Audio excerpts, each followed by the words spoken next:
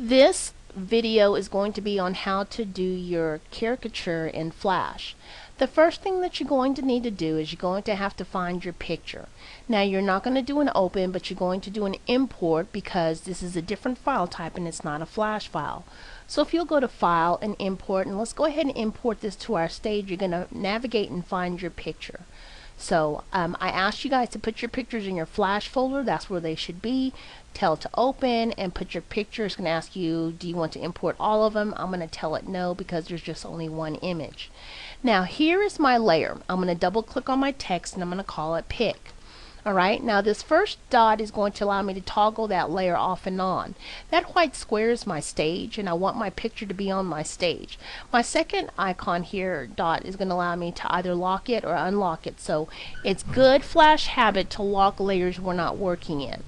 This third square here is going to allow you to see the outline of this picture. So what I'm going to do is click that square because I notice my picture's off my stage, and I'm going to resize it using my free transform tool. Click on the picture, hold down my shift key because that's the key we use, remember, when we were in Photoshop to keep our proportions. So now my picture is on my stage. I can turn that outline deal off, and then I will go ahead and lock that layer.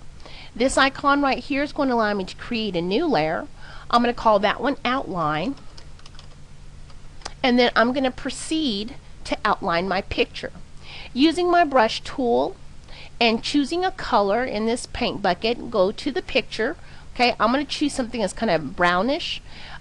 Whenever you choose a tool in Flash, at the bottom of that toolbox is going to give you some options on drawing. If you draw your line and it has a little square around it, like that, you need to undo that by doing a Control-Z and turn that off because we're not doing object drawing yet. I'm going to go to my property inspector, and if you don't see your property inspector here, you can go to window and then properties to pull that up. I'm going to increase my smoothing because I like Flash to go ahead and smooth out my lines for me. So having done that, I'm going to change my brush size to a little bit smaller, and I'm going to go through in here and outline my face. Now this is going to be kind of rough. This is just an example. So that's what's in my first layer. If I hide that first layer, there's my outline. In that outline layer, go ahead and include your nose. Okay, I'm going to go ahead and do the laugh lines here. And I might even want to include the eyebrows. When you do your eyebrows, I would do perhaps a black, and instead of tracing the outline of it, I would just kind of do a little line there, kind of like a upside, kind of like an not a comma, but just kind of, I don't know, a little arc deal. Eyebrows. So then I'm going to lock that layer. I'm going to create my next layer. Maybe my next layer might be my mouth. Click enter. I'm going to zoom in on that. Go up here to zoom in on the mouth. Don't be scared. As a matter of fact, I'm going to change that and do eyes because that's what we're really going to talk about today. I want to do details on eyes. I want to remind you guys that you do need to ask questions, but I also need you to pay attention when I give answers. Seems like some of you guys want to ask the same question every day, and we're doing the same thing. Alright, when you're doing your eyes, do zoom in. I'm going to suggest that you use a little bit of a smaller brush, and I'm going to suggest you use black to outline. So I'm going to go here at the bottom. I'm not lifting my pen. I'm going to go here to the top. Okay, and then my circle here, some of you guys are just doing little parentheses here. Don't do that. I want you to go ahead and draw a full circle. Now, when I hide my pic layer, you're going to see that I created that circle. I can always go in and take an eraser or flip my pen over and erase this bottom part right there, and then go back through and color that in. But on your eyes, I want you to be sure you do that full circle. If you'll remember, I have a PowerPoint presentation that's in the ATC 162. It's in a folder called Flash Caricatures, and there are a bunch of pictures here. Take a look and see how some of these people did their eyes. Some of them are good and some of them are not so good. But it kind of gives you an idea. Say, you know what, they did really good. These are really flat. I really want you to give me some good details on the eyes because the eyes are the windows to the soul. And that's what we're really really going to notice. So then you're doing your outline. I want a layer for your outline, your eyes. You're going to create another layer, and you're going to call it mouth. You're going to create another layer. You're going to have one for your hair. And click enter. Now, today I would like to also go over how to color in.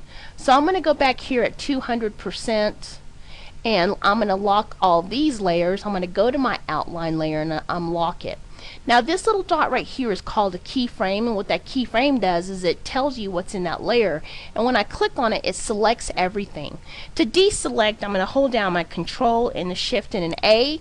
Another way to deselect is I can also take my black arrow, click off of it. That will also deselect. If I don't deselect, whatever color I happen to change to, it's going to change it for everything that's been selected. I'm going to control Z that and just click off of it so that it's not selected. Let's talk about coloring it in. Under where it says solid color, I want you to click that and tell it to go to radial gradient. Now yours might look like this, it might look like this, but if you click on these different hues, I'm going to tell mine to go to B or maybe H. H looks good. I'm going to double click on this square and I'm going to go to my brown here. I'm going to double click on this square, tell it to go to this brown also. Now that is really dark. I am not that dark. Click this B. I'm going to lighten this one up a little bit. And then this one, click, notice it has that black square. I'm going to click and lighten that up quite a bit. Now, if I accidentally, if you notice when there's a plus sign, it'll add an extra one of these squares. So like if I did need to do something with 3 colors, maybe in the background or maybe inside the eyes, I'll need that. That's there. If I don't want it there, I click on it when it's black and selected and I pull down, that's going to release that. Now, actually, I'm going to click. The dark color needs to go on the outside and the light color needs to go on the inside. I'm going to take my paint bucket now, click inside my face, and notice what it's done. It's filled it in. Wherever the tip of that paint bucket is where it's going to put that center of that color. Now behind the free transform tool is a tool called the gradient transform tool, and if you'll click on your picture, it'll allow you to further customize that gradient so that I can move that around and think about where I want that light source. And even if I need to rotate it just a little bit, then I can do that also. So maybe I want to have my light source coming from there. And that's going to be on filling in. I'll create another video for you that goes over how to do hair details and also how to do shading, okay? Eyes layer, unlock it, click off of it to deselect, choose my color, do a white, use your paint bucket, go in through there, undo. Another thing you want to keep in mind, if Flash does not color in something like you need to and you got your paint bucket, check to see if it's a complete shape, and check here at the bottom, see if it's on close large, don't close large gaps. Click on that and tell it to close large gaps. Sometimes that'll help you fix something. If not, what you might have to do is hide all of your layers and unhide the one that you're working on and check to see if there are any gaps in there, so that you can proceed to go through and fix those. Okay? Alright, well, I'll have a next portion of this video ready for you in a couple of days.